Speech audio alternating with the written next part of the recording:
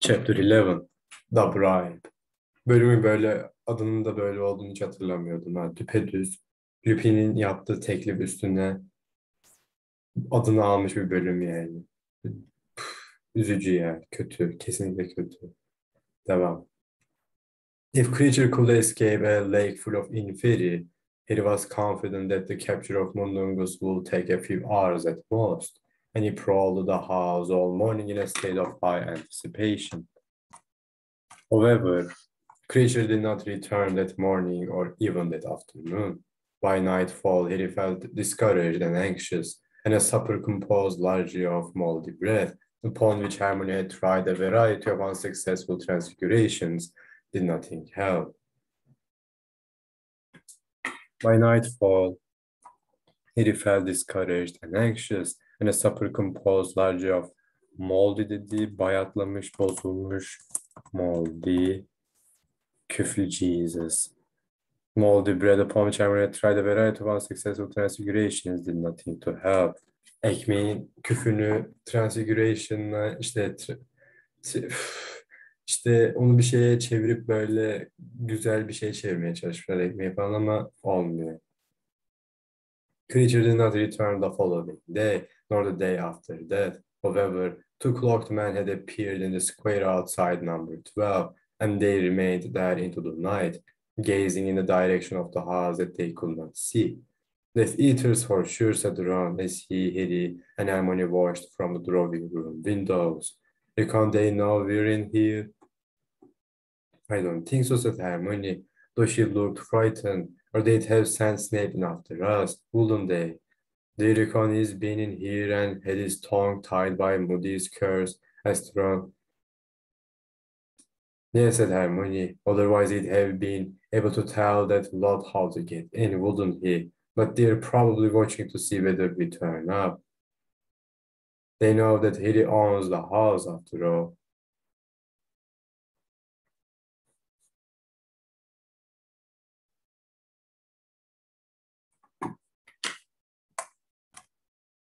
How do they begin? Harry, wizarding bills are examined by the ministry. Remember, they know Sirius left you the place.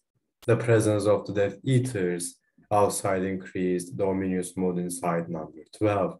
They had not heard a word from anyone beyond the Grimmauld Place since Mr. Weasley's Patronus, and the strain was starting to tell. Restless and irritable, Ron had developed an annoying habit of playing with the illuminator in his pocket. This particularly infuriated Hermione, who was whiling away the wait for creature by studying the tales of Beedle the Bard and did not appreciate the way the lights kept flashing on and off. Will you stop it? She cried on the third evening of creature's absence as all light was sucked from the drawing room yet again. Sorry, said Ron, clicking the illuminator and restoring the lights. I don't know, I'm doing it. Well, can't you find something useful to occupy yourself? What, like reading kids' stories? Dumbledore left me this book, Ron, and he left me the illuminator. Maybe I am supposed to use it. Unable to stand the bickering, he slipped out of the room unnoticed by either of them. He headed downstairs toward the kitchen, which he kept visiting because he was sure that was where creature was most likely to reappear. Halfway down the flight of stairs into the hall, however, he heard a tap on the front door, then metallic clicks and the grinding of the chain. Every nerve in his body seemed to tauten. He pulled out his wand, moved into the shadows beside the decapitated elf heads, and waited. The door opened. He saw a glimpse of the lamplit square outside, and a cloaked figure edged into the hall and closed the door behind it. The intruder took a step forward, and Moody's voice asked, Severus Snape? Then the dust figure rose from the end of the hall and rushed him, raising its dead hand. Bak ya, Snape bayağı bir uğraşıyor şu an ben.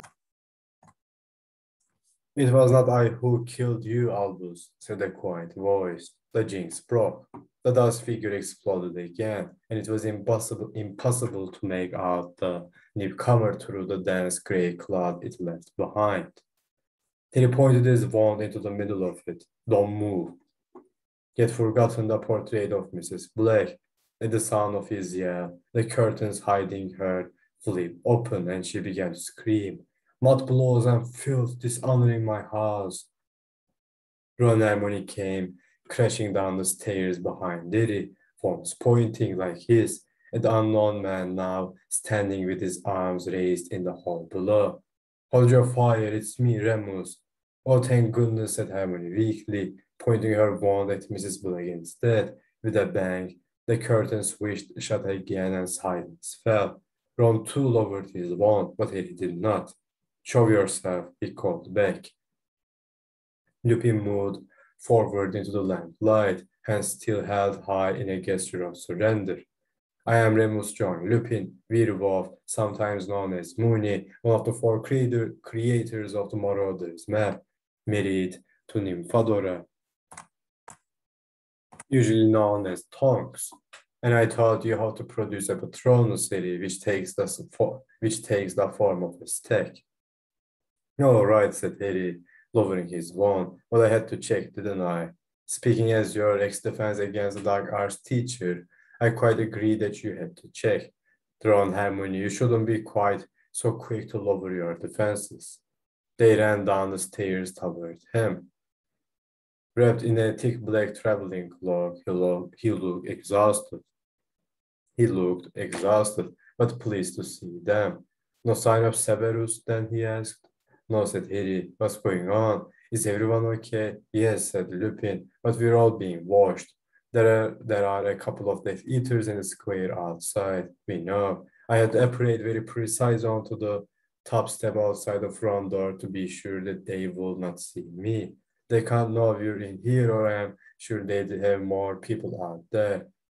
They're taking out everywhere that's got any connection with you. Harry, let's go downstairs. There's a lot to tell you. And I want to know what happened after you left the borough. They descended into the kitchen, where Hermione pointed her wand at the grate. A fire sprang up instantly. It gave the illusion of coziness to the stark stone walls and glistened off. Bak ya, oturduğum an saldırma. They descended into the kitchen, where Hermione pointed her wand at the grate. A fire sprang up instantly. It gave the illusion of coziness to the stark stone walls and glistened off the long wooden table. Lupin pulled a few butterbeers from beneath his traveling cloak, and they sat down. I have been here 3 days ago, but I needed to shake off the Death Eater tailing me, said Lupin. So, you came straight here after the wedding? No, said Harry, only after we ran into a couple of Death Eaters in a cafe on Tottenham Court Road. Lupin slopped most of his butterbeer down his front. What? They explained what had happened, and they had finished. Lupin looked aghast. But how did they find you so quickly? It's impossible to track anyone who appraised unless you grab hold of them as they disappear. And it doesn't seem likely that we're just strolling down Tottenham Court Road at the time, does it? Said Harry. Doesn't seem likely they were just strolling down Tottenham Court Road at the time, does it? Said Harry. We wondered, said Hermione tentatively, whether Harry could still have the trace on him. Impossible, said Lupin. Ron looked smug, and Harry felt hugely relieved. Apart from anything else, they'd know for sure Harry was here if he still had the trace on him, wouldn't they? But I can't see how they could have tracked you to Tottenham Court Road. That's worrying, really worrying. He looked disturbed, but as far as Harry was concerned, that question could wait. Tell us what happened after we left. We haven't heard a thing since Ron's death told us the family were safe. Well, Kingsley saved us, said Lupin. Thanks to his warning, most of the wedding guests were able to separate before they arrived. Were they Death Eaters or ministry people? Interjected Hermione. A mixture, but to all intents and purposes, they're the same thing now, said Lupin. There were about a dozen of them, but they didn't know you were there, Harry. Arthur heard the rumor that they tried to torture your whereabouts out of Scrimgeour before they killed him. If it's true, He didn't give you away. He looked at Ron and Hermione. Their expressions reflected the mingled shock and gratitude he felt. He had never liked Scrimger much. But if what Lupin said was true, the man's final act had been to try to protect Harry. The Death Eater searched the burrow from top to bottom, Lupin went on. They found the ghoul, but didn't want to get too close, and then they interrogated those of us who remained for hours. They were trying to get information on you, Harry, but of course nobody apart from the order knew that you had been there. At the same time that they were smashing up the building, more Death Eaters were forcing their way into every order-connected house in the country. No, that's it, quickly forestalling the question, but they were rough. They burned down the Delustigo's house, but as you know, he wasn't there. And they used the Cruciatus curse on Tonks's family, again trying to find out where you went after you visited them. They were right, shaken obviously, but otherwise okay. The Death Eaters got through all those protective charms, Harry asked, remembering how effective these had been on the night it crashed in Tonks's parents' garden. What you got to realize, Harry, is that the Death Eaters have got the full might of the ministry on their side now, said Lupin. They got the power to perform brutal spells without fear of identification or arrest. They managed to penetrate every defensive spell we'd cast against them. And once inside, they were completely open about why they'd come. And are they bothering to give an excuse for torturing Harry's whereabouts out of people? Asked Hermione, an edge to her voice. Well, said Lupin.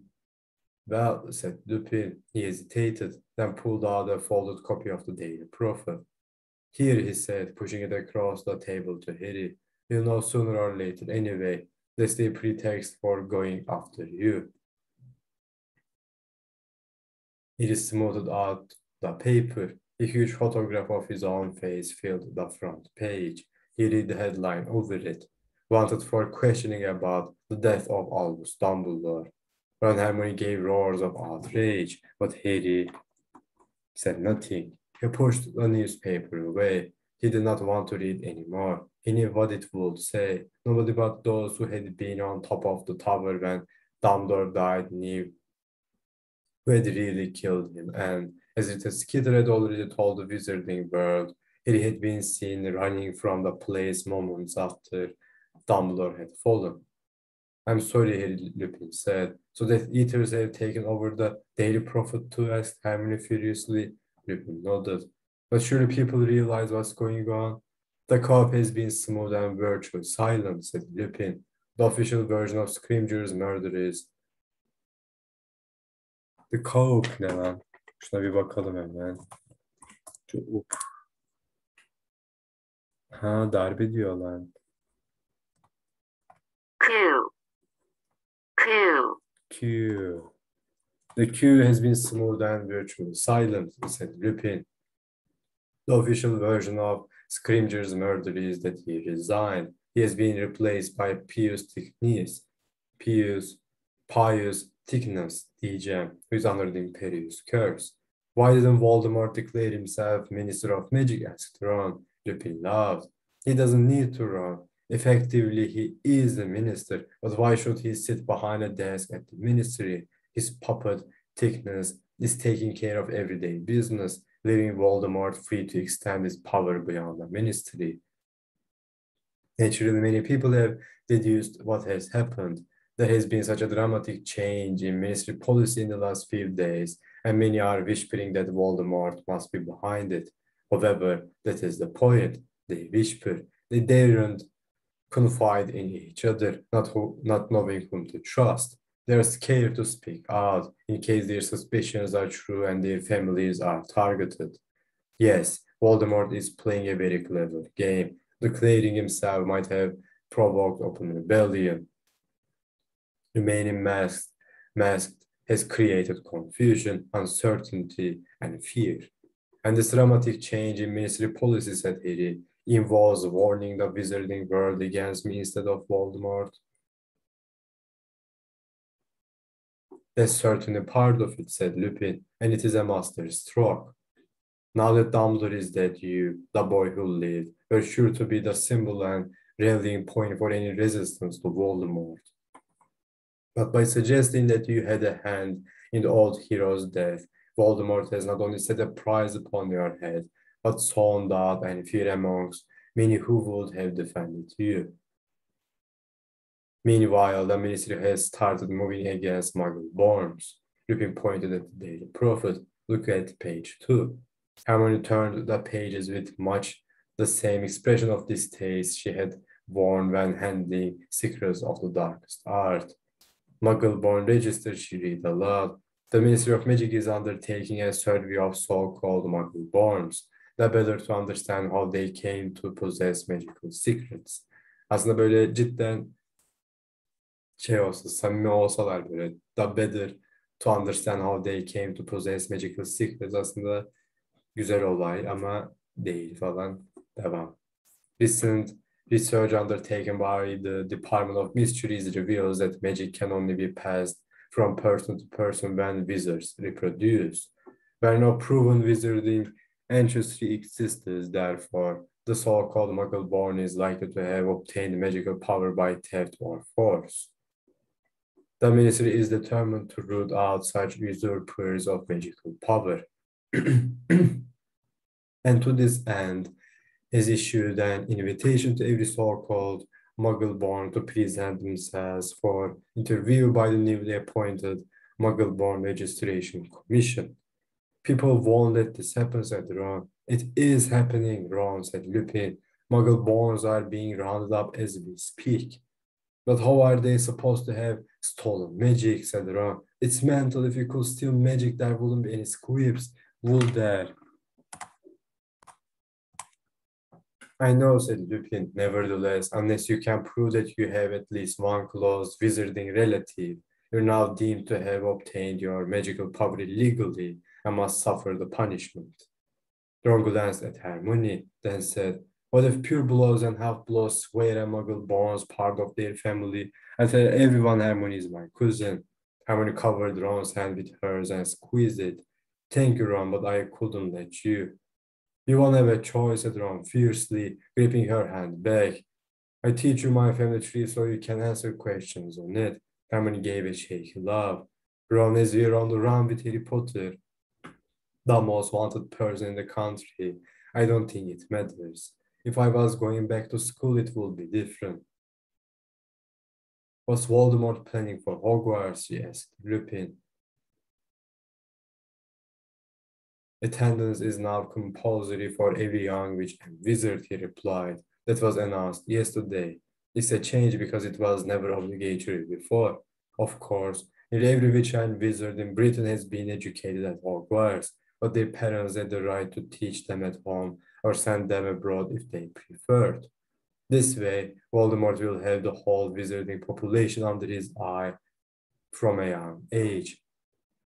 It is also another way of weeding out Muggle-borns, because students must be given blood stages, meaning that they have proven to the ministry that they are of wizard descent diyeceğim, before they are allowed to attend. Harry felt sickened and angry. At this moment, excited 11-year-olds will be poring over stacks of newly purchased spell books, unaware that they will never see Hogwarts, perhaps never see their families again either. It's he muttered, struggling to find words that did justice to the horror of his thoughts, but Lupin said quietly, I know. Lupin hesitated. I understand if you can't confirm this, Harry, but the order is under the impression that Dumbledore left you a mission. I understand if you can't confirm this, Harry, but the order is under the impression that... But the order is under the impression that Dumbledore left you a mission. He did, Harry replied, and Ron and Hermione are in on it and they're coming with me. Can you confide in me what the mission is? Confide.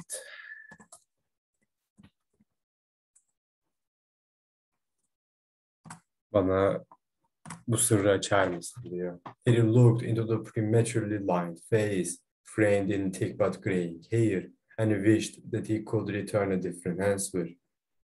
I can't, Remus, I'm sorry. If Dumbledore didn't tell you, I don't think I can. I told you to say that, said Lupin, looking disappointed. But I might still be of some use to you. You know what I am and what I can do. I could come with you to provide protection.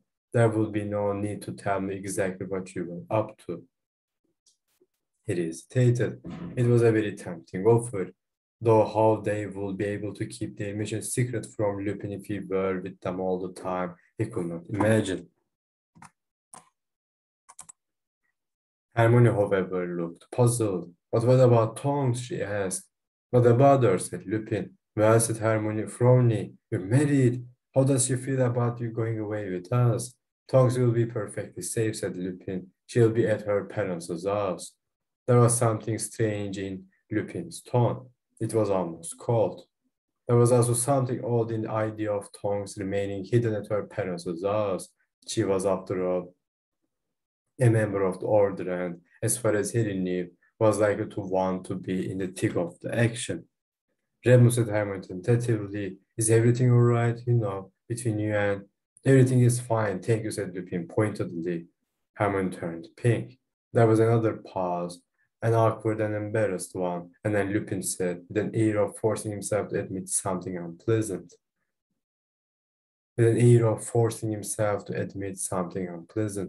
Tonks is going to have a baby. Böyle bir ses tonu. Bunu anlayıp geliyorum. Tonks is going to have a baby. Böyle. Hani şey değil yani. Mutlu değil böyle olduğundan. Oh, how wonderful, squealed Hermione. Excellent, said Ron enthusiastically. Congratulations, said Harry. Lupin gave an artificial smile that was more like a grimace, then said, so, do you accept my offer? Will 3 become 4? I can't believe that Dumbledore would have disapproved. He appointed me your defense against the dark arts teacher. After all, ne alakası var? And I must tell you that I believe that we are facing magic many of us have never encountered or imagined. Hani bir şekilde o kadar böyle ikna etmek için şeyler koyuyor ki falan ortaya. Detaylar mı denir artık neyse. Çok belli yani çok tehlikeli bir şey oldu. Bu kişi 4 olursa hani bunlara katılırsa falan. Will 3 become 4? I can't believe that Dumbledore would have disapproved. Nah, o zaman sana anlatırdım falan. He appointed me your defense against the dark arts teacher after all. Ne alakası var? And I must tell you that I believe that we are facing magic many of us have never encountered or imagined. Buradan da bunlara böyle ilk lafı koyuyor.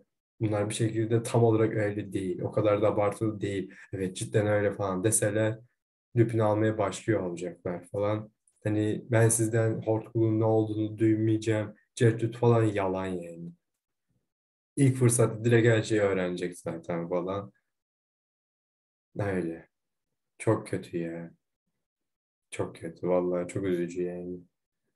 Burada bir duruyor. Diyecek bir şey var mıdır? Ron and Hermione both looked at Harry. Just to be clear, he said, you want to leave Tonks at her parents' house and come away with us? She'll be perfectly safe. There, they'll look after her, said Lupin. He spoke with a finality bordering on indifference. With a finality bordering on indifference. Şöyle bir bakalım. Indifference. Aynen, ilgisizlik. Düpedüz kaçtığı belli falan oluyor işte herhalde. Ama çok kötü ya. Bir kere daha duracağım. Çok kötü. Devam.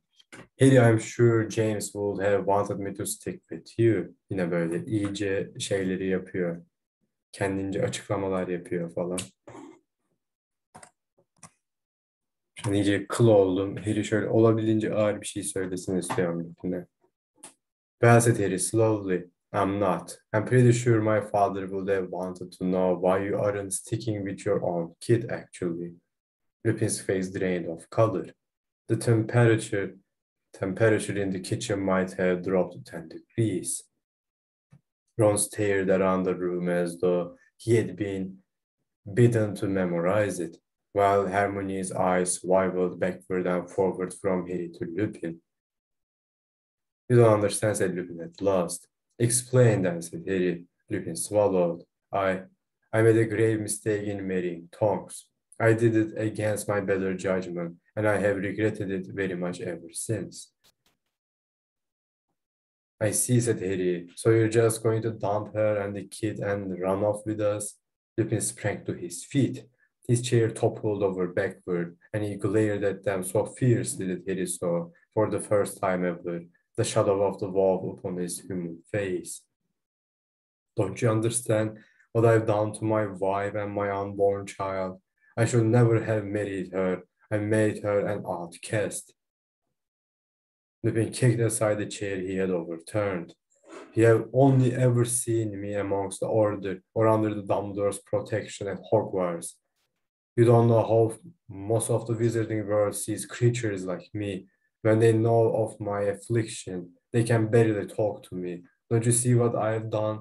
Even her own family is disgusted by our marriage. But parents want their only daughter to marry a werewolf and the child.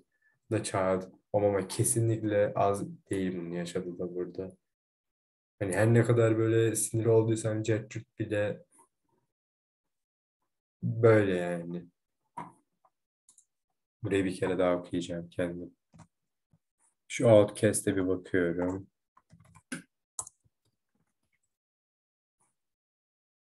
Toplumdan kovulmuş, serseri, kimsesiz tip, tamam. Devam.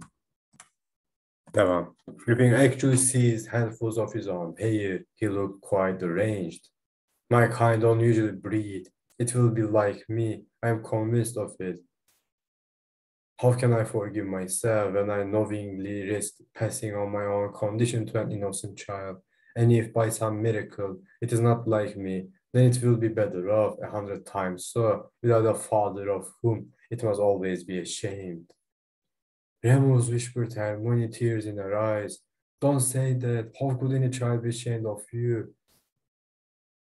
Oh, I don't know, Hermione said. Harry, I'd be pretty ashamed of him. He did not know where his rage was coming from, but it had propelled him to his feet too. Lupin looked as though Harry had hit him. If the new regime thinks muggle-borns are bad, Harry said, what will they do to a half-werewolf whose father's in the order? My father died trying to protect my mother and me, and you reckon he'd tell you to abandon your kid to go on an adventure with us? How dare you, said Lupin. This is not about a desire for danger or personal glory. How dare you suggest such a... I think you're feeling a bit of a daredevil, Harry said. Defense is stepping into Sirius's shoes. Öyle. Öyle. Çok üzgün ve pişman olduğu için o gücü buluyor kendi. Aynı hesap ne olduydu? Harry de şeye gitmek istediydi. Neydi? Gözü pek Daredevil. Baktık. Neye gitmek istediydi? Dumbledore'la beraber işte şeye gitmek istediydi. Madalyonu almaya. Dumbledore hatta direkt anladıydı. What happened to you falan yaptı. Deriye direkt sorduydu falan. Harry o ara öyleydi. Snape diye en son patladıydı Harry falan böyle. Hani o var. Ondan sonra da Harry aynı durumda Dumbledore'un yerine geçiyor. Bu sefer Harry'nin yerine Lupin geliyor falan. Hoşuma gitti bu paralellik. Burada bir duruyorum. Diyecek bir şey var mıdır? Devam. Harry, no, Hermione backed him, but he continued to glare into Lupin's livid face. I never have believed this, Harry said. The man who taught me to fight the Mentors. A coward. Lupin drew his wand so fast that Harry had barely reached for his own. There was a loud bang, and he felt himself flying backward as he punched. As he slammed into the kitchen wall and slipped to the floor, he glimpsed the tail of Lupin's cloak disappearing around the door. Remus, come back, Hermione cried, but Lupin did not respond. A moment later, they heard the front door slam. Harry wailed Hermione. How could you? It was easy, said Harry. He stood up. He could feel the lamp sweating where his head had hit the wall. He was still so full of anger he was shaking. Don't look at me like that, he snapped at Hermione. Don't you start on her, snarled Ron. No, no, we mustn't fight, said Hermione, lodging herself between them. Çok gergin. Devam. You shouldn't have said that stuff to Lupin, Ron told Harry. He had it coming to him, said Harry. Broken images were racing each other through his mind. Sirius falling through the veil, Dumbledore suspended, broken in mid-air. A flash of green light and his mother's voice, begging for mercy. Parents, said Harry, shouldn't leave their kids unless they've got to.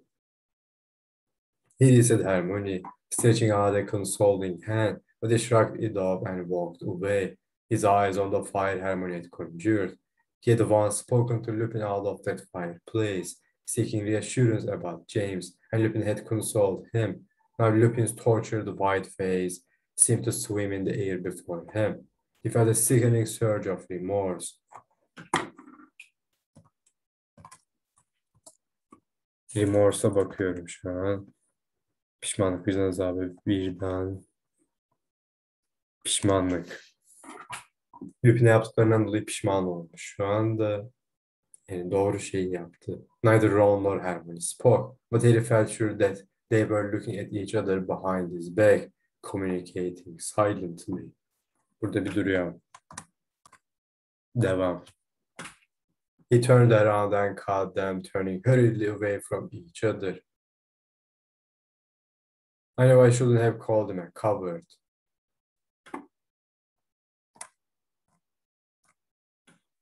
No, you shouldn't, said Ron at once, but he's acting like one. All the same, said Hermione. I know, said Harry, but if it makes him go back to Tonks, it'll be worth it, won't it? He could not keep the plea out of his voice. Hermione looked sympathetic, Ron uncertain. Harry looked down at his feet, thinking of his father. Would James have backed Harry in what he had said to Lupin, or would he have been angry at how his son had treated his old friend? The silent kitchen seemed to hum with the shock of the recent scene and with Ron and Hermione's unspoken reproaches. The Daily Prophet Lupin had brought was still lying on the table, Harry's own face staring up at the ceiling from the front page. Şeyi de unutmuşum tamamen ha. Hani böyle Harry pişman oluyor Lupin'e böyle dediği için falan. Böyle Ron da direkt Harry'nin yanlış olduğunu düşünüyor. Hermione böyle tam emin değil falan. İlginç bir yer. İlginç noktaymış hiç. Fark etmediydim şu ana kadar. Bir kere düşünüyorum. Devam. Harry's own face staring up at the ceiling from the front page. He walked over to it and sat down, opened the paper at random, and pretended to read. He could not take in the words. His mind was still too full of the encounter with Lupin. He was sure that Ron and Hermione had resumed their silent communications on the other side of the prophet. He turned the page loudly, and Dumbledore's name leapt out at him. It was a moment or two before he took in the meaning of the photograph, which showed a family group.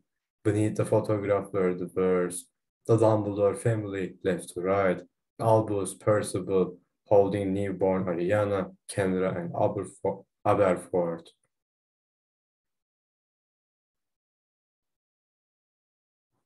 Left to Albus, Percival farklı biri mi Albus'tan şu an? Albus, Percival, Ariana, Kendra, Aberforth. Albus baba herhalde. Percival da bizim Dumbledore. Ama Albus adını da alıyor sonradan falan. Not sure. Devam. His attention caught. He examined the picture more carefully. Dumbledore's father, Percival, baba's image, was a good-looking man with eyes that seemed to twinkle even in this faded old photograph. It seemed to twinkle. Twinkle. Gözleri ışıl ışıl gibi bir şey mi? Twinkle. Pırıltılı aynen. Işıl ışıl. The baby Ariana. Was it longer than a loaf of bread and no more distinctive looking? The mother Kendra had jet black hair pulled into a high bun. Her face had a card quality about it. He thought of photos of Native Americans he'd seen as he studied her dark eyes. High cheekbones and straight nose. Formally composed above a high-necked silk gown. Merak ettim. Kızılderiliymiş büyük ihtimal. Hani boşuna Native Americans falan demesinde şey yok bence. He told of photos of Native Americans he'd seen as he studied her dark eyes, high cheekbones. Bu şeyleri, yanan kemikler yukarıda and straight nose. Düz bir durum var. Formally composed above a high-necked silk gown. Above high-necked silk gown. Bakalım, beraber bakalım. Silk gown. İpek elbise diyor. Kraliyet avukatının cübbesi ipek cübbe diyor. Ne diyordu? Formally composed above a high-necked silk gown. Başka bir şey demiyor herhalde. Bir durayım burada. Albus and Aberforth wore matching lacy colored jackets. Şu lacy'ye bakalım. Lacy, dantelli, colored jackets and had identical shoulder length hairstyles. Albus looked several years older, but otherwise the two boys looked very alike, for this was before Albus's nose had been broken and before he started wearing glasses. The family looked quite happy and normal, smiling serenely up out of the newspaper. Baby Ariana's arm waved vaguely out of her shawl. Harry looked above the picture and saw the headline, exclusive extract from the upcoming biography of Albus Dumbledore. By Rita Skeeter. Thinking that it could hardly make him feel any worse than he already did, Harry began to read. Proud and haughty, Kendra Dumbledore could not bear to remain mauled on the wall after her husband Percival's well-publicized arrest and imprisonment in Azkaban.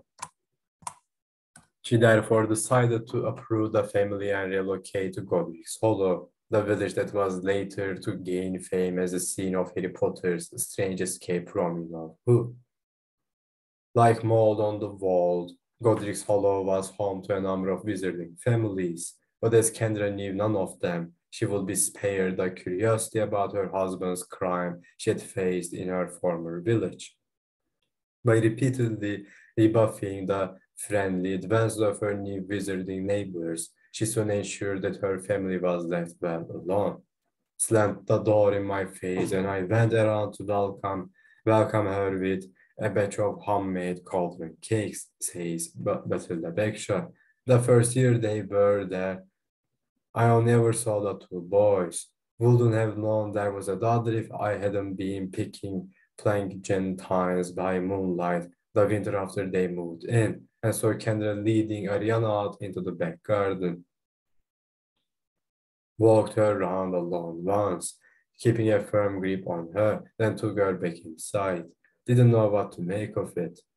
It seems that Kendra thought the move to Godric's Hollow was the perfect opportunity to hide Ariana once and for all, something she had probably been planning for years. The timing was significant. Ariana was barely 7 years old when she vanished from sight, and 7 is the age by which most experts agree that magic will have revealed itself if present. Nobody know alive 7. Bu 7 bir de şeydi ya, sihirsel sayıydı falan. Voldemort ondan dolayı 7 tane hortkuluk yaptı falan. Belki buradan geliyormuştur. Seven'ın şeyi, en azından Harry Potter dünyasındaki açıklaması. And seven is the age by which most experts agree that magic will have revealed itself if present. Ve bu Voldemort olayı büyü. Büyü de büyü falan. Devam. Nobody now alive remembers Ariana ever demonstrating even the slightest sign of magical ability. It seems clear, therefore, that Kendra made the decision to hide her daughter's existence rather than suffer the shame of admitting that she had produced a squib.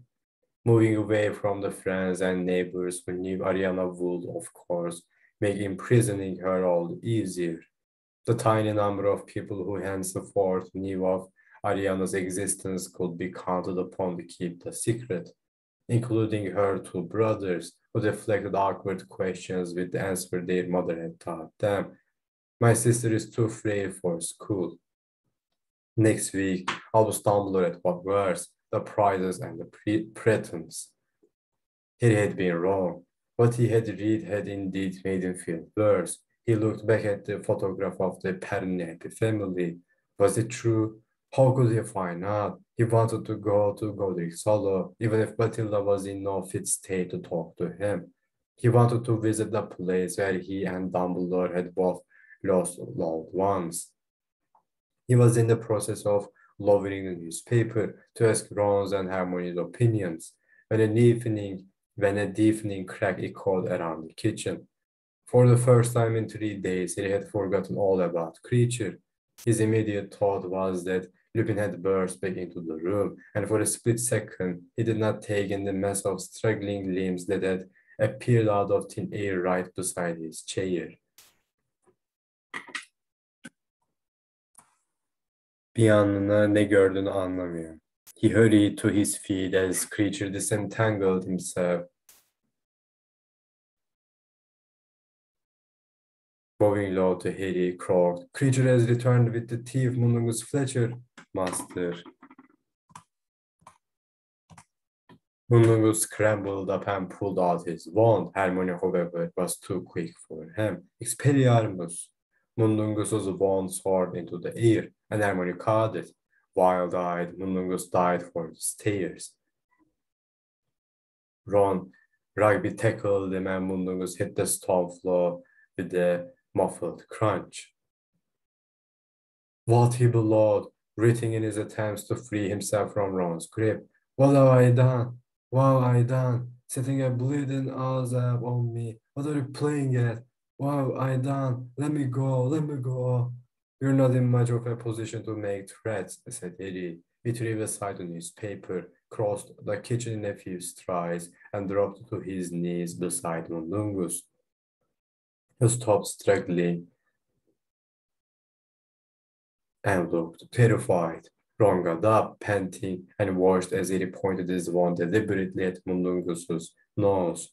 Mundungus stank of stale sweet and tobacco smoke. His hair was matted and his robes stained. Creature apologizes for the delay in bringing the thief master, croaked the elf. Fletcher knows how to avoid capture, his many hidey holes and accomplices. Nevertheless, Creature cornered the thief in the end.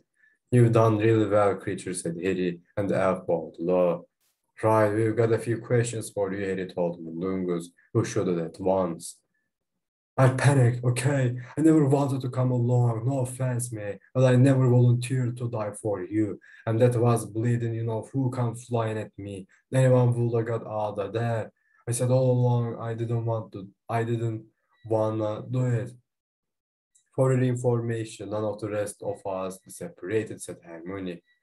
Well, you're a bunch of bleeding heroes then, aren't you? But I never pretended I was up for killing myself. I didn't know that.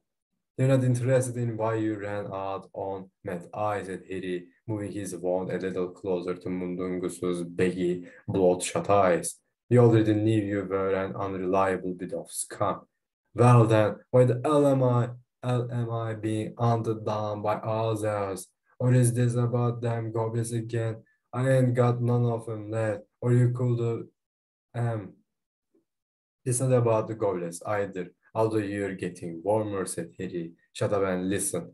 It felt wonderful to have something to do, someone of whom he could demand some small portion of truth. Harry's wand was now so close to the bridge of Mundungus's nose that Mundungus had gone cross-eyed, trying to keep it in view. When you cleaned out this house of anything valuable, Harry began, but Mundungus interrupted him again. Sirius never cared about any of the junk.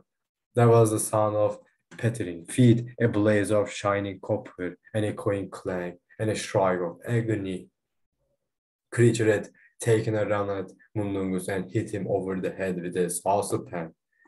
Call him off, he should be locked up, screamed Mundungus, covering as Creature raised the heavy-bottomed pen again. Creature, no, shouted Harry.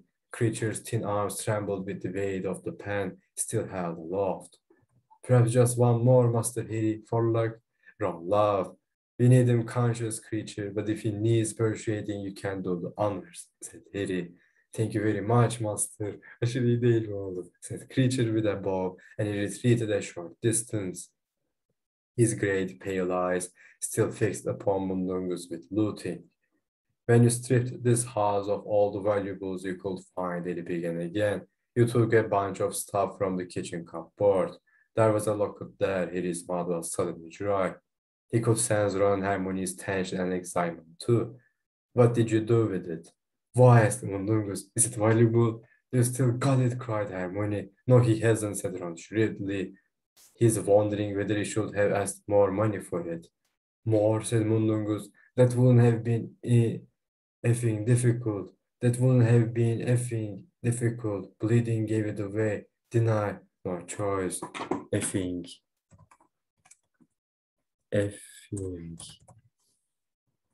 Lanet melun. That wouldn't have been effing difficult. Bleeding gave it away. Deny. No choice. What do you mean? I was telling in the Eigenelli and she come up to me and asked if I got a license for trading in magical artifacts. Bleeding Snoop. She was gonna find me, but she took a fancy to the locker and told me she'd take it and let me off that time, and to think myself lucky. Who was this woman? Asked Harry. I don't know. Some ministry hack. Mundungus considered for a moment. Brow wrinkled. Little woman. Bow on top of her head. He frowned and then added, looked like a toad. Harry dropped his wand. It hit Mundungus on the nose and Beckley. Harry dropped his wand. It hit Mundungus on the nose and shot red sparks into his eyebrows, which ignited. A mantis, screamed Hermione, and a jet of water streamed from her wand, engulfing a spluttering and choking Mundungus. Harry looked up and saw his own shock reflected in Ron's and Hermione's faces. The scars on the back of his right hand seemed to be tingling again. Umbridge. Chapter 12. Magic is might. Jesus fucking Christ. Bir duruyorum. Diyecek bir şeyim yok. Hadi görüşürüz.